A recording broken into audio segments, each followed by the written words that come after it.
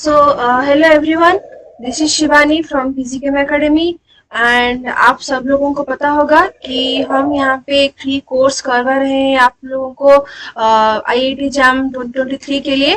तो अभी तक अगर आपको पता नहीं है तो प्लीज जान लीजिए and please like share and subscribe कीजिए ताकि बहुत लोगों को तक ये पहुंच सके।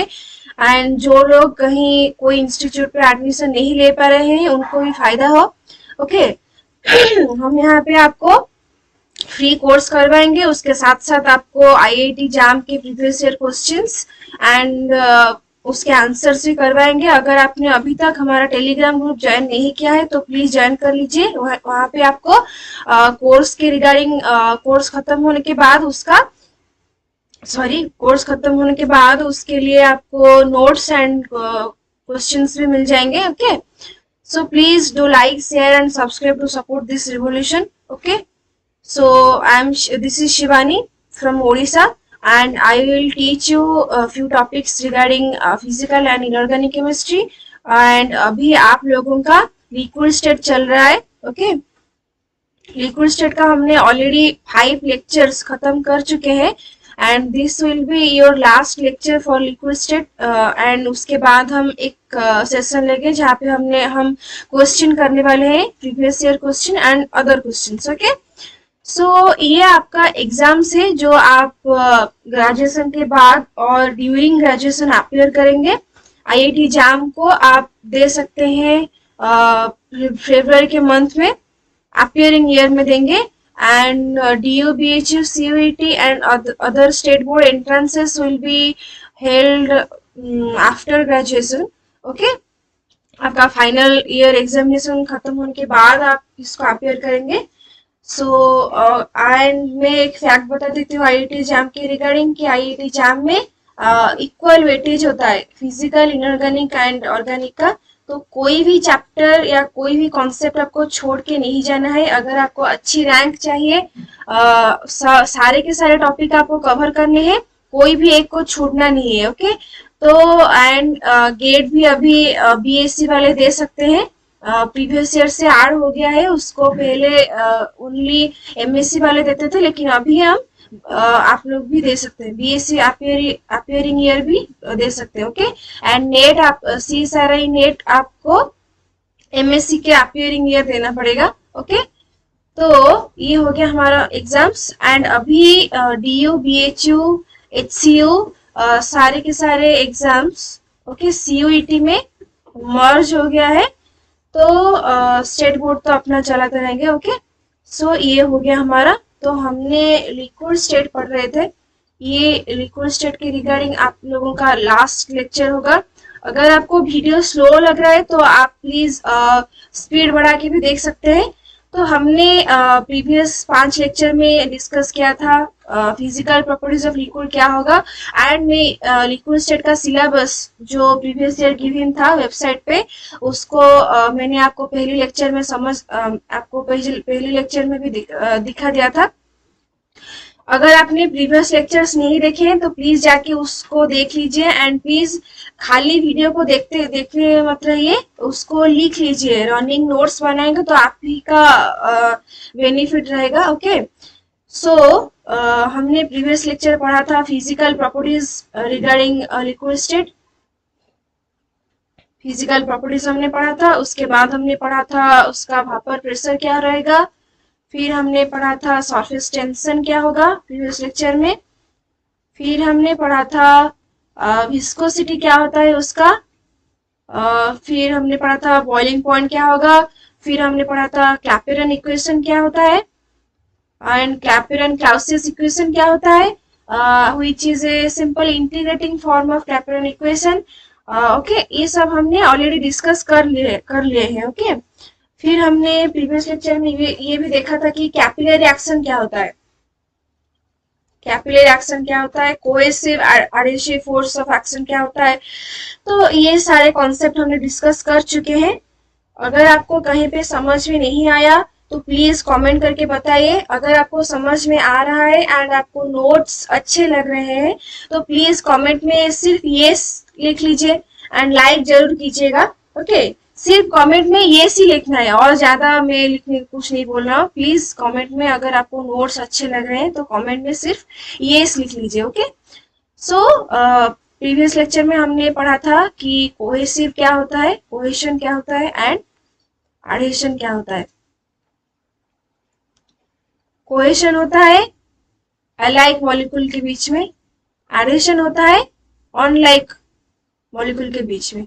जैसे कि हम ग्लू चिपकाते हैं, या फिर हो गया ग्लू, ओके, एडिशन में। एंड कोहेशन में अलाइक मॉलिक्यूल के बीच में, वाटर वाटर मॉलिक्यूल के बीच में जो फोर्स एग्जिस्ट करता है, मर्क्यूरी मॉलिक्यूल, मर्क्यूरी के एक ड्रॉप में जितना मतलब फोर्स होता है, जो फोर्स होता है उसको हम भी कोहेशन बोलते हैं। ओके, सिंपली अलाइक मॉलिक्यूल के बीच में जो फोर्स होता है उसी को हम कोहेशन बोलते हैं। ओके, तो आपको पता होगा, हमने और प्रीवियस में ये भी डिस्कस किया था कि कैपिलरी क्या होता है। एक स्मॉल एक ट्यूब होता है जिसमें जो लिक्विड फ्लो जिस जगह पे करेगा उसका विड्थ बहुत कम होता है। ये हो गया हमारा ग्लास, ग्लास के वॉल, एक ट्यूब अगर हमने लिया है इसे, तो ये हो गया हमारा ग्लास का वॉल एंड इसी बीच लिक्विड फ्लो करता है। ये हो गया हमारा कैपिलरी ट्यूब।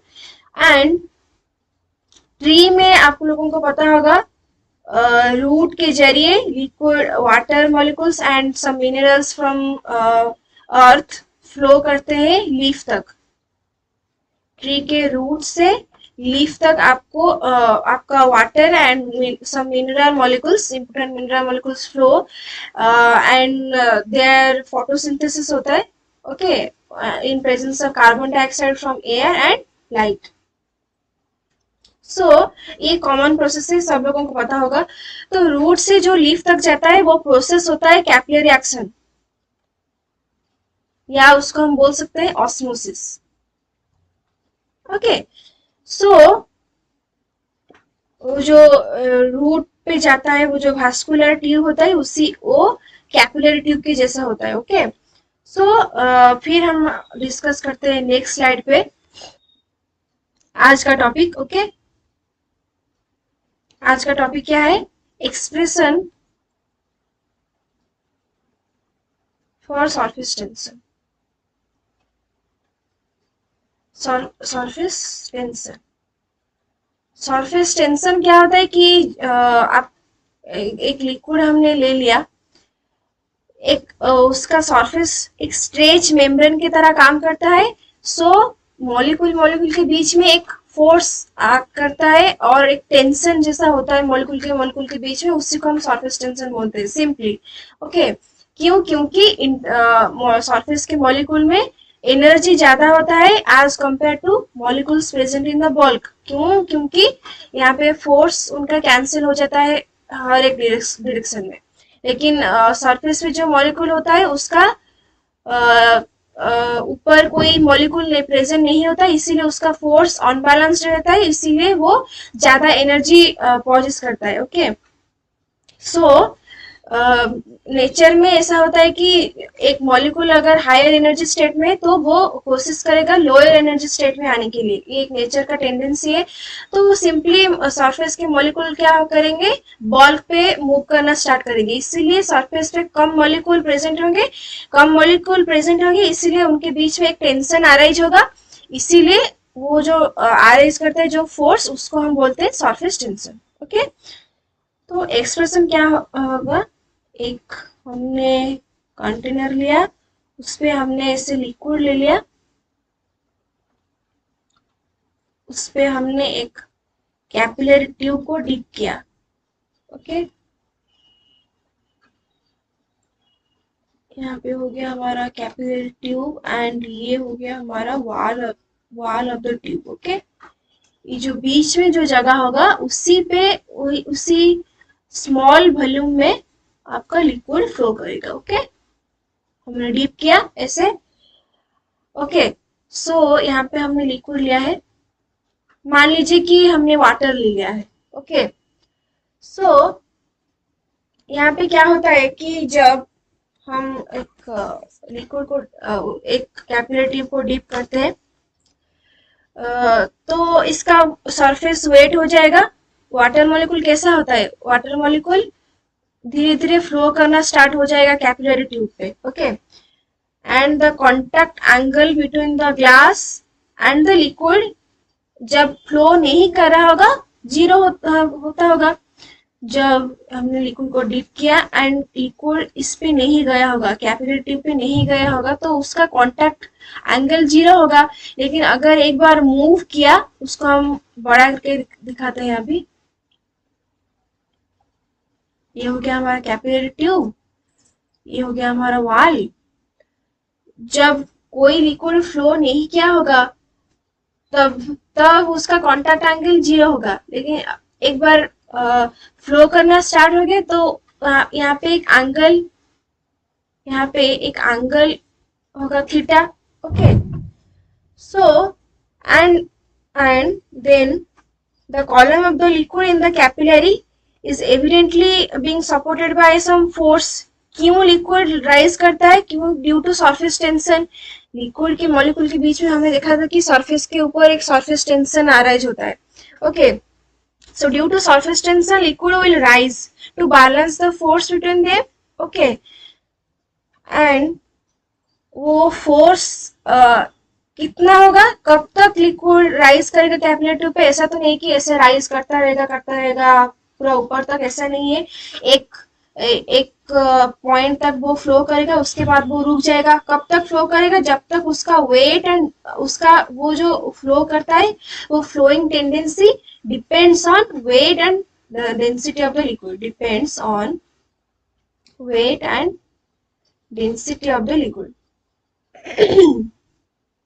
ओके, लिक्विड कब तक राइज करेगा वो डिपेंड करता है लिक्विड का वेट एंड डेंसिटी के ऊपर। Okay, so when you talk about a capillary, the force of surface tension act along this। जब हम कैपिलरी ट्यूब के बारे में बात करता है, ये हो गया हमारा सरफेस टेंशन। वो किस एंगल पे एक्ट करता है? इस एंगल पे। Okay, and liquid will rise in the capillary tube due to upward forces. जो सरफेस टेंशन ऊपर से उसको लग रहा है, उसी को बैलेंस करने के लिए वो धीरे धीरे ऊपर उठेगा। एंड कब तक ऊपर उठेगा? जब तक उसका वेट एंड डेंसिटी मतलब बैलेंस नहीं हो जाता। ओके, वेट के बराबर उठेगा ऊपर। Okay, so the total force ऊपर उठ रहा है। इस बात को अच्छे से समझिए, ये बहुत इंपोर्टेंट कॉन्सेप्ट है। अब तक इस पॉइंट तक हमने हमारा लिक्विड राइज किया। लिक्विड मतलब हमने मान लिया है कि यहाँ पे हमने वाटर लिया है।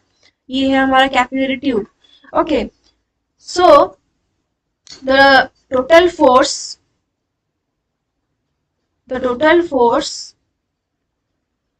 will be the surface tension,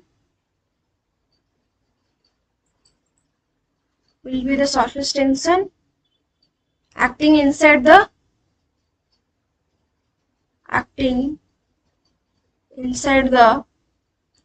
circumference of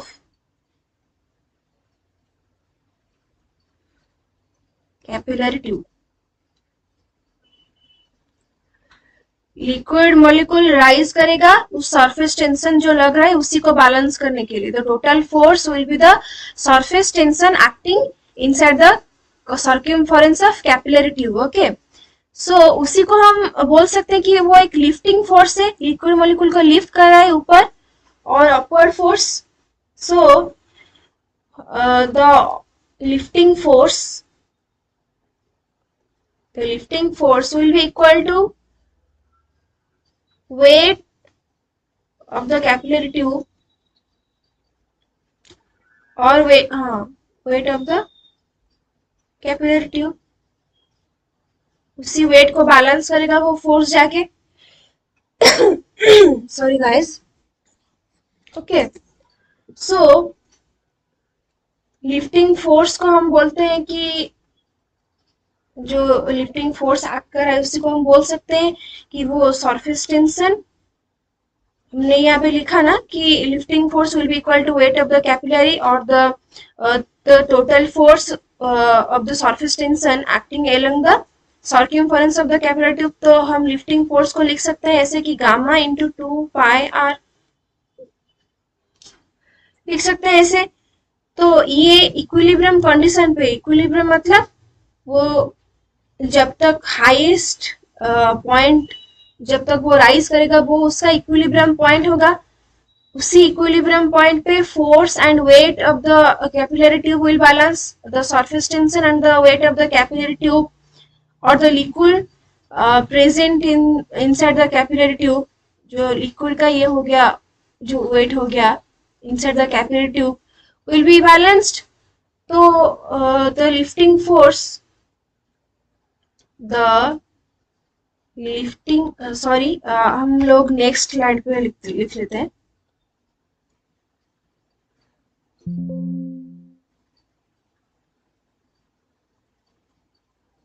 okay, so the lifting force will be equal to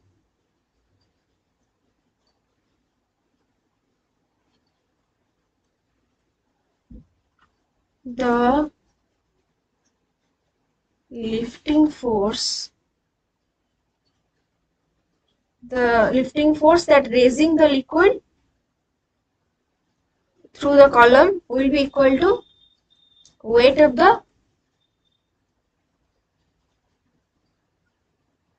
liquid।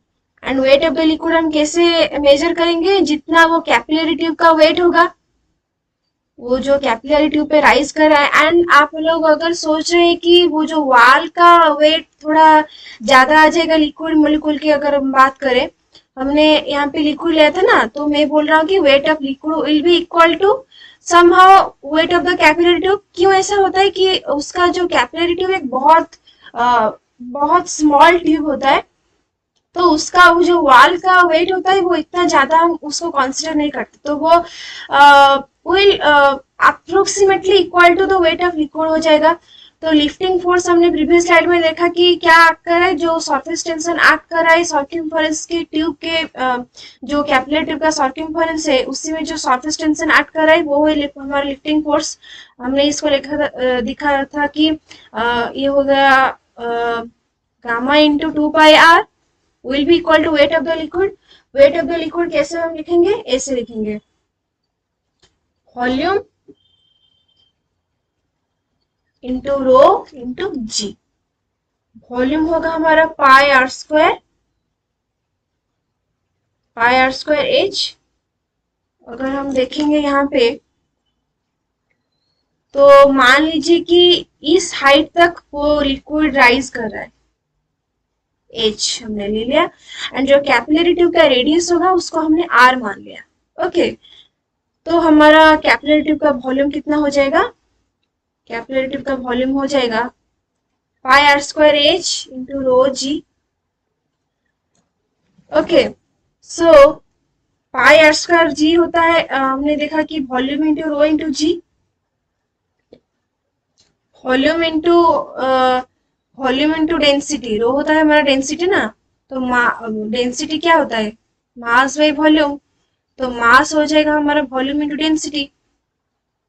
ये सिंपली क्या है, mg, that is the weight of the liquid. Okay,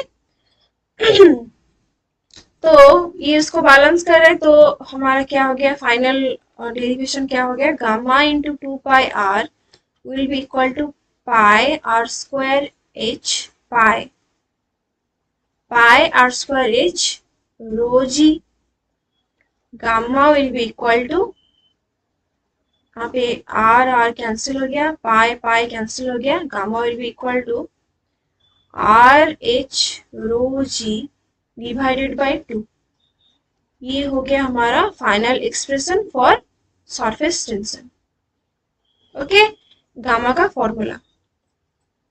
सो अगर हमें आर का वैल्यू पता होगा, radius of the capillary tube दिया होगा, height of the liquid column, जितना हाइट लिक्विड राइज किया होगा कैपिलरी ट्यूब पे दिया होगा, रो दिया होगा, तो हम आराम से कैलकुलेट कर सकते हैं गामा कितना होगा। एंड रो, यहाँ पे rho r and h, height and radius of the capillary tube are in centimeter, and and the radius of the tube, आप रनिंग नोट बनाते रहिए मेरे साथ, ओके? आपको समझने में दिक्कत नहीं होगी बाद में। Radius of the capillary tube is measured by a traveling microscope, and height is measured by cathetometer. Okay? अगर आपको वीडियो में कुछ नई चीज सीखने को मिल रहा है तो प्लीज लाइक कीजिए एंड शेयर भी कीजिए ताकि दूसरों को भी पता चले। ओके, तो ये हो गया हमारा, हमने लिया था वाटर के लिए, एंड ये हो गया हमारा एक्सप्रेशन। वाटर हमारा एक एसोसिएटिव लिक्विड है, आप सबको पता होगा। वाटर हमारा एक एसोसिएटिव लिक्विड है एंड मर्क्यूरी, हमने यहाँ पे वाटर लेके दिखा दिया आपको। मर्क्यूरी हमारा जो है एक एसोसिएटिव लिक्विड है, उसका कोहेसिव फोर्स ज्यादा होता है वाटर मॉलिक्यूल से। तो एंड वाटर हमारा एक वेटिंग लिक्विड है। जब हम एक कैपिलरी ट्यूब को डीप करते हैं एक वाटर मॉलिक्यूल के कंटेनर में, वाटर मॉलिक्यूल राइज करता है ड्यू टू एंड ओके, उस एक्शन को हम बोलते हैं कैपिलरी एक्शन। जैसे हमने प्रैक्टिकली नेचर में देखे हैं, ट्री पे और जो प्लांट्स होते हैं उस पे वाटर हमारा एक वेटिंग लिक्विड है, वो वेट करता है वॉल ऑफ द कंटेनर को, जो कैपिलरी ट्यूब होता है। लेकिन मर्क्यूरी हमारा हो गया non wetting liquid due to high cohesive force of attraction, high cohesive force of attraction. Water हमारा हो गया वेटिंग लिक्विड। हमने ये जो फॉर्मूला डिराइव किया वाटर के लिए किया, तो फॉर वेटिंग लिक्विड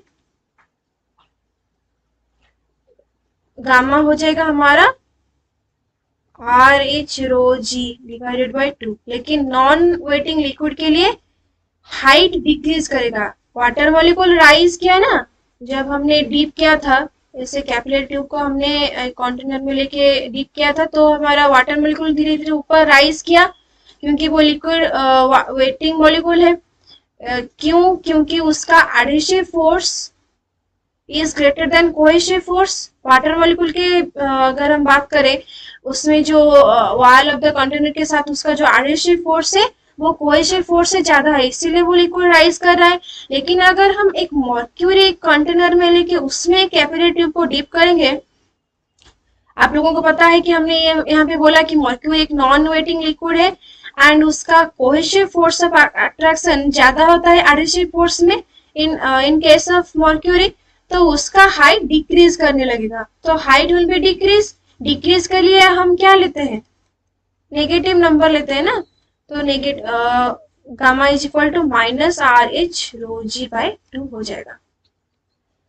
अच्छे से सुनिए, वाटर के लिए हमारा हाइट राइज कर रहा है, क्यों? उसका एडहेसिव फोर्स ऑफ अट्रैक्शन ज्यादा है कोहेसिव फोर्स से, इसीलिए वो कैपिलरी में राइज करता है। लेकिन अगर हम मर्क्यूरी की बात करें, मर्क्यूरी में cohesive force will be greater than adhesive force, इसीलिए उसका हाइट, अगर हम बात करें, अगर हम एक कैपिलरी ट्यूब को लेके मर्क्यूरी कंटेनर में डीप करें तो उसका हाइट धीरे धीरे डिक्रीज करेगा। हाइट डिक्रीज करेगा मतलब हमने यहाँ पे नेगेटिव लेना है। ओके, तो ये हो गया सिंपली हमारा एक्सप्रेशन फॉर क्या? Expression for surface tension. अब हम बात करते हैं effect of temperature. Effect of temperature, आप सबको पता होगा kinetic energy is directly proportional to temperature. हम अगर आपको पता नहीं है तो हम गैसियस स्टेट में इसको पढ़ने वाले हैं। Kinetic energy is equal to 3/2 kT, sorry guys, 3/2 kT। तो यहाँ इस एक्सप्रेशन से आपको पता चल रहा होगा कि kinetic energy directly proportional to temperature होता है। ओके, सो अगर ये डायरेक्टली प्रोपोर्शनल टेम्परेचर होगा, तो अगर हम एक लिक्विड में टेम्परेचर इंक्रीज करेंगे तो kinetic energy will be increase.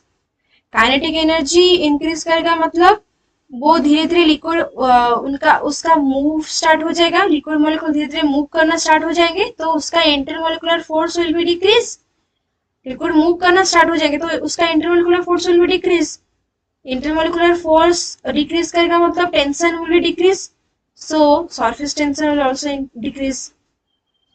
अच्छे से समझिए, ये बहुत इंपॉर्टेंट कॉन्सेप्ट है, यहाँ से एग्जाम में भी क्वेश्चन आता है। ओके, सो टेम्परेचर अगर इंक्रीज करेगा काइनेटिक एनर्जी और थर्मल एनर्जी उसका इंक्रीज हो जाएगा तो उनके बीच में जो मॉलिक्यूल के बीच में intermolecular force will decrease. Molecular force अगर डिक्रीज करेगा तो उनका लिक्विड सरफेस पे जो सरफेस टेंशन लग रहा होगा सरफेस पे वो धीरे धीरे डिक्रीज करेगा तो gamma will be decrease. Okay, and ये कब होता है? At absolute temperature. जब भी हम कोई कॉन्सेप्ट आपको बताते हैं ना, वो एक पर्टिकुलर टेम्परेचर पर्टिकुलर प्रेशर पे लेते हैं। आप सबको पता होगा कि केमिस्ट्री में हमेशा एक एक्सेप्शन होता है। एक्सेप्शन क्यों होता है कि फैक्ट जो है वो टेम्परेचर एंड प्रेशर के साथ साथ बदलता रहता है। एक पर्टिकुलर टेम्परेचर पे एक फैक्ट होता है एंड एक दूसरे टेम्परेचर पे अलग हो जाता है, इसीलिए हमारा सारे के सारे जो एक्सेप्शन अरेज करता है। केमिस्ट्री को आप अगर मान लीजिए कि मतलब पीरियडिक टेबल पे जो एलिमेंट्स है वो एक दूसरे के साथ मैच नहीं करते, वो अलग अलग है ना। वैसे ही अगर हम बात करें पीरियडिक टेबल को, अगर नेचर से कंपेयर करें, नेचर में भी हम जो ह्यूमन से उसको अगर हम एक पीरियडिक टेबल के एलिमेंट मान लें तो वो एक वर्ल्ड में जरूर रहते हैं, अर्थ पे ही रहते हैं सब लोग, लेकिन उनका नेचर एक दूसरे से डिफर करता है। एक ह्यूमन का नेचर एक ह्यूमन के साथ मैच नहीं करता। वैसे ही पीरियडिक टेबल में जो एलिमेंट्स है उन लोगों का नेचर एक दूसरे के साथ मैच बिल्कुल भी नहीं करता, एक दूसरे का प्रॉपर्टी वो अलग शो करते हैं। इसीलिए केमिस्ट्री में बहुत सारे एक्सेप्शन होता है, जैसे कि हमारा नॉर्मल लाइफ में बहुत सारे एक्सेप्शन होता है। एक कोई डॉक्टर बन गया, कोई इंजीनियर बन गया, और कोई एयर होस्टेस बन गया, कोई टीचर बन गया, सबका मतलब रोल ऑफ एक्शन अलग होता है अपने अपनी जिंदगी में। वैसे ही केमिस्ट्री में सब मतलब अलग अलग टेम्परेचर पे अलग अलग प्रॉपर्टी शो होता है। लेकिन इससे तो हम कंफ्यूज हो जाएंगे, हमें याद भी नहीं रहेगा कि कब क्या मतलब अगर एक क्वेश्चन आता है एग्जाम में तो हमें पता ही नहीं चलेगा, हम कंफ्यूज हो जाएंगे कब क्या लिखना है। तो इसीलिए जब साइंटिस्ट ने फैक्ट को हमें बताया, रिप्रेजेंट किया, तो वो एक आइडियल कंडीशन पे हमें एक्सप्लेन किया। वो एक टेम्परेचर को कांस्टेंट मान ले, वो जब भी कोई थ्योरी प्रेडिक्ट किए थे और या फिर कोई एक्सपेरिमेंट कर रहे थे वो एक टेम्परेचर को कांस्टेंट रखते थे, उसी टेम्परेचर पे वो सारे एक्सपेरिमेंट को करते थे। तो वैसे ही जो हमारा kinetic energy directly proportional temperature होगा वो कब होगा? एट एब्सोल्यूट टेम्परेचर पे। ओके, एब्सोल्यूट टेम्परेचर क्या होता है? Absolute temperature is equal to 0 kelvin, that is -273 degree Celsius में। हमारा टेम्परेचर स्केल में सबसे हाई पॉइंट क्या होता है? 273 डिग्री सेल्सियस। लेकिन जब हम केल्विन स्केल पे देखें, एंड हाँ जो सेल्सियस डिग्री सेल्सियस स्केल में हमारा टेम्परेचर होता है 0 डिग्री सेल्सियस से 273 डिग्री सेल्सियस। लेकिन अगर हम बात करें केल्विन स्केल पे वो होता है 0 केल्विन से क्या होता है 677 यहाँ तक। ओके, 0 केल्विन मतलब -273 डिग्री सेल्सियस। वो पीछे एक अगर हम स्केल यहाँ पे बनाए, नेक्स्ट स्लाइड पे चल के बनाते हैं।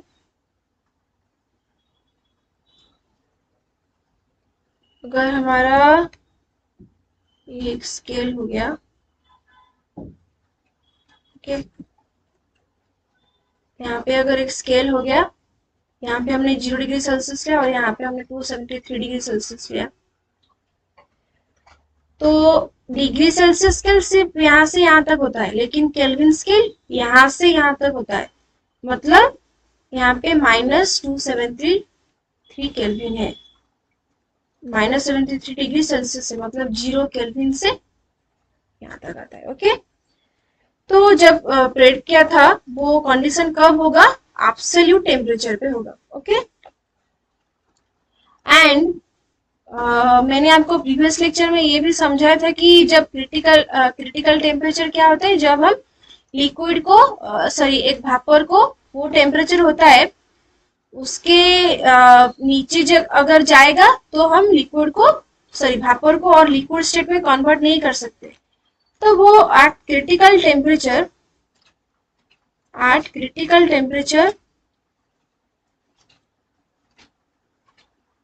there is no separation, there is no surface separation between liquid and vapor।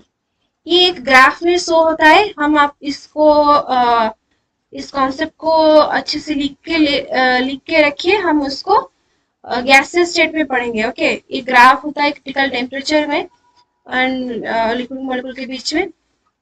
यहाँ पे सिर्फ इतना याद रखिए कि at critical temperature there is no surface separation between liquid and vapour state. Okay, so वहां पे at critical temperature TC there will be no surface tension. कोई लिक्विड कोई मॉलिक्यूल के बीच में अगर कोई सरफेस ही नहीं होगा तो सरफेस टेंशन कहाँ पे आएगा, so gamma will be equal to 0। हम एक एक्सप्रेशन आगे देख लेते हैं टेम्परेचर के ऊपर, उसको हम बोलते हैं ऑटवर्स इक्वेशन। ये क्या है कि surface tension varies linearly with temperature. इसको ऑटवर्स ने लिखा था, इसके लिए उसको हम ऑटवर्स इक्वेशन बोलते हैं। तो एक्सप्रेशन क्या है, gamma into molar mass divided by density to the power 2/3 is equal to A minus KT। यहाँ पे गामा है सरफेस टेंशन,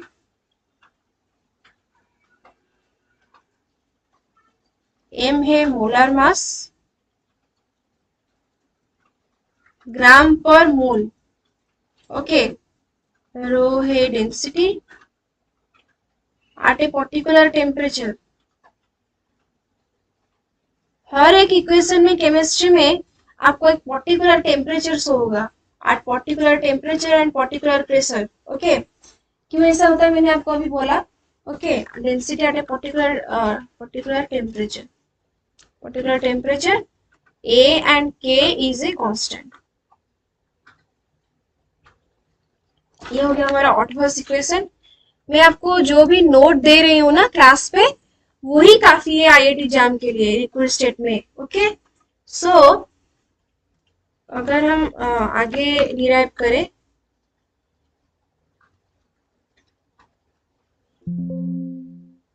यहाँ पे थोड़ा स्लाइड ऐड करते हैं। ओके, तो अगर हम बात करें, हमारे पास इक्वेशन ये था कि gamma into mass by molar mass by density to the power 2/3 is equal to A minus KT।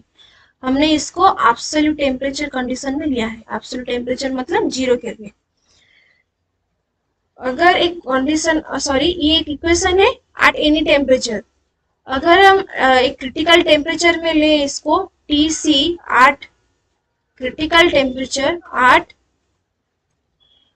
critical temperature T will be equal to TC, so gamma whole into M by rho 2 to the power 2/3 is equal to A minus K TC।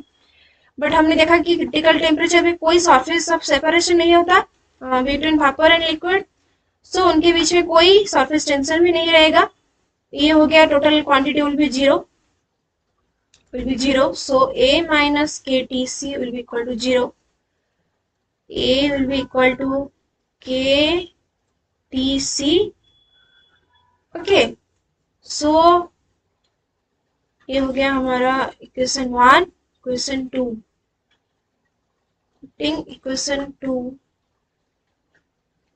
in equation 1, we have gamma whole into molar mass divided by density to the power 2 by 3 is equal to KTC minus KT, और K whole into TC minus T.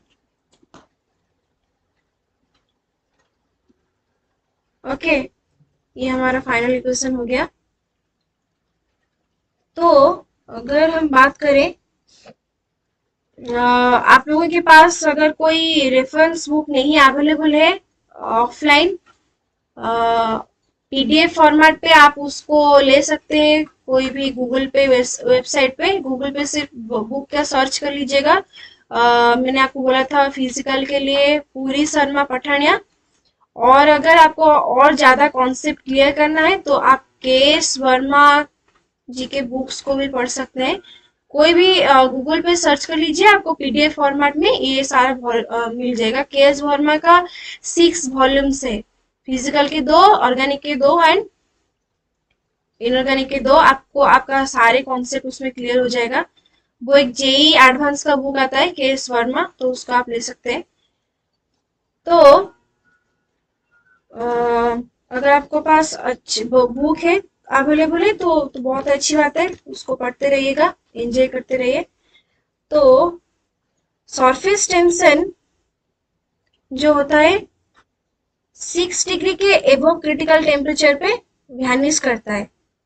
Okay, उसको किसने बोला था? Ramsay and Shields. Ramsay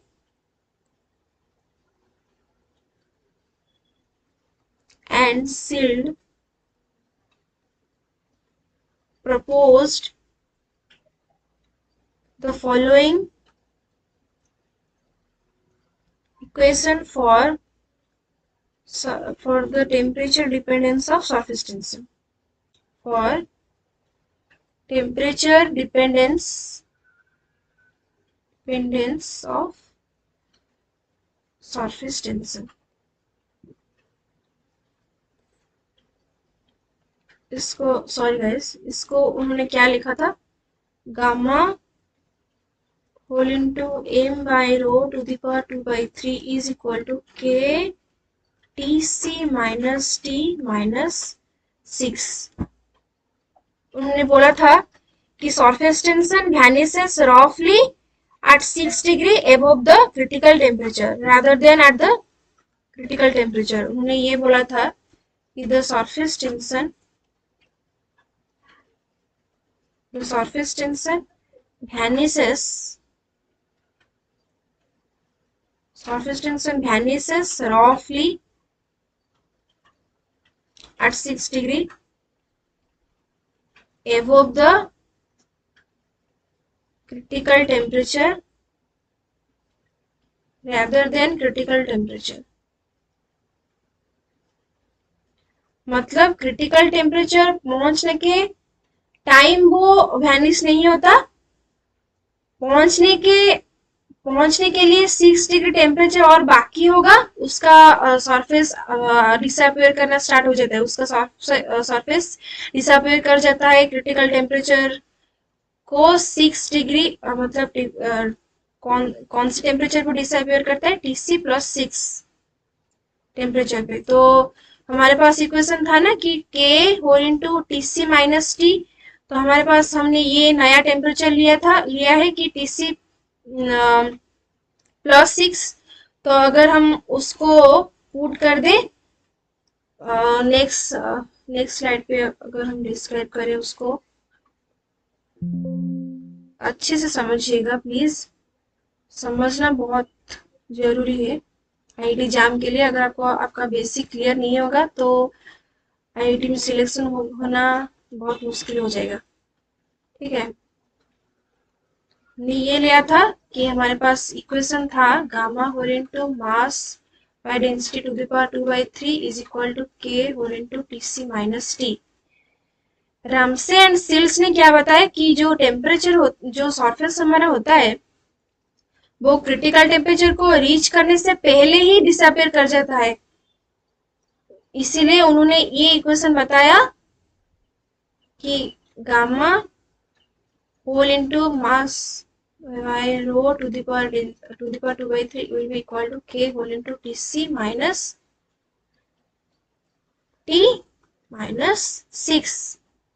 ये हो गया हमारा दो equation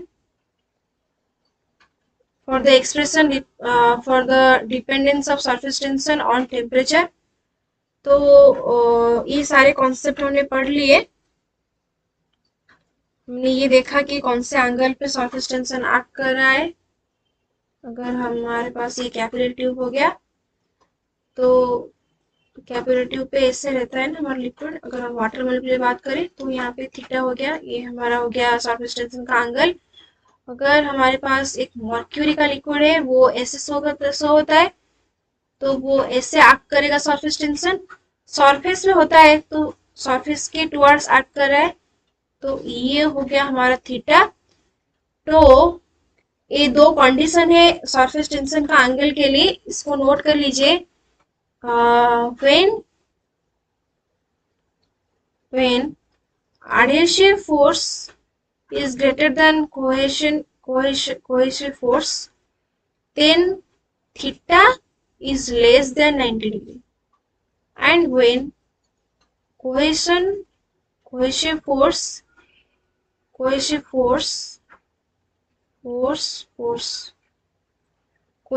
is greater than adhesive force, as in the case of mercury, theta is greater than 90 degree। ऐसा एक सिमिलर क्वेश्चन हमारा प्रीवियस ईयर एग्जाम में आया था, प्लीज नोट कर लीजिएगा इसको। तो आज हमारा लिक्विड स्टेट का थ्योरी पार्ट पूरा खत्म हो गया है। ओके, नेक्स्ट क्लास में हम उसका प्रॉब्लम करेंगे लिक्विड स्टेट के लिए। एंड हमने सारा कॉन्सेप्ट पढ़ लिया, हमारा लिक्विड स्टेट कंप्लीट हो गया है। मैं ये आशा करूंगी कि आप लोग इसको लिख लीजिएगा, लिख रहे होंगे साथ साथ, एंड एग्जाम के लिए भी आप पढ़ रहे होंगे कॉलेज के साथ साथ। ओके, तो हमारा एग्जाम होने वाला है फरवरी में, सिर्फ और 7th मंथ ही बाकी रह गए हैं। प्लीज सीरियसली पढ़ना शुरू कर लीजिए, और आपके पास टाइम नहीं है। हम जल्दी से जल्दी कोर्स खत्म करके ट्राई करेंगे, जितना क्वेश्चन हम करवा सकते हैं उतना करेंगे आपको। तो प्लीज उसके लिए आप टेलीग्राम ग्रुप ज्वाइन कर लीजिए, एंड कोई भी क्वेरी आपको आ रहा है तो प्लीज कमेंट बॉक्स पे पूछिए हमें। ये एक लाइव मेरे क्लास पे हमारा टीम जो करवा रहा है, यहाँ पे लाइव इंटरेक्शन नहीं हो रहा है ना। अगर लाइव होता तो आप लाइव में ही पूछ रहे थे, लेकिन यहाँ पे लाइव नहीं हो रहा है। तो अगर आपको समझ में आ रहा है तो प्लीज कमेंट करिए, नहीं तो हमें पता नहीं चलता कि आप मतलब कैसे पढ़ रहे हैं, क्या कर रहे हैं। तो इंटरेक्शन के लिए कमेंट करना हमारे क्लास में बहुत जरूरी है। अगर आप कमेंट में नहीं बोलेंगे समझ में आ रहा है या नहीं आ रहा है, तो हमें कैसे पता चलेगा कि आप पढ़ रहे हैं या नहीं पढ़ रहे हैं। आईआईटी जाने के लिए तो पढ़ना होगा। अगर पढ़ने का मन नहीं भी कर रहा है तो एटलीस्ट आप एक दिन में जो 24 आवर है उस पे 2 आवर या 3 आवर तो निकाल ही सकते हैं। अगर कोई फेस्टिवल वगैरह भी है, अगर आप मतलब कॉलेज के क्लास भी हो रहा होगा, आपका कॉलेज लॉकडाउन तो खुल गया है हर एक स्टेट पे, तो मतलब एटलीस्ट आवर तो 3 घंटे 4 घंटे निकाल ही सकते हैं। अगर आप ज्यादा से ज्यादा पढ़ना चाहें तो मिनिमम 7 आवर दे दीजिए एग्जाम के लिए, और नेक्स्ट आप अपना कॉलेज का पढ़ते रहिए। Okay, minimum 3 hour and maximum 7 hour, या आप जितना चाहे उतना दे सकते हैं। आईआईटी में रैंक आने के लिए थोड़ा मेहनत कीजिए। ओके, सो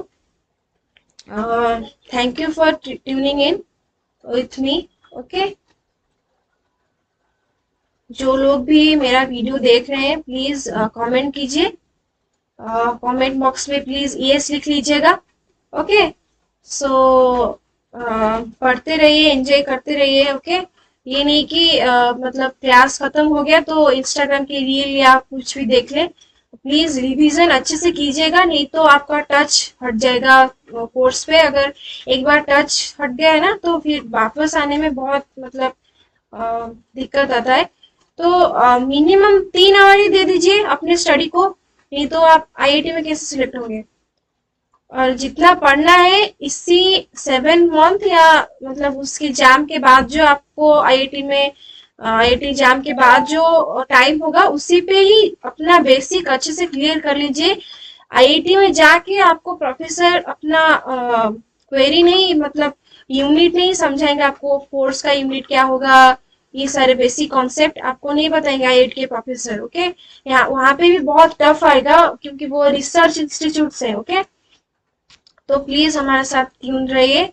तो आज के लिए इतना ही। Stay healthy, stay safe and पढ़ते रहिए। Okay, so bye guys, take care.